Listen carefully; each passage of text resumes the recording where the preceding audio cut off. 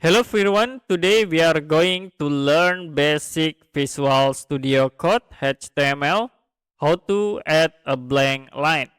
So there are three options to add a blank line.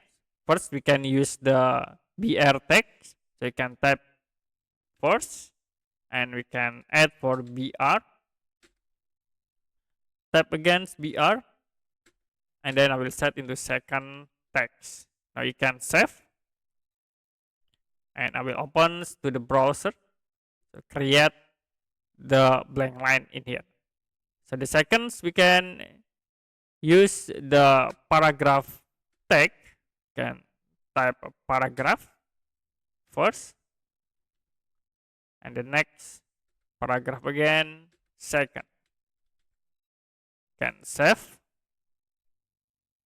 and then refresh, create a blank line. And the third, we can use the pre-format tag.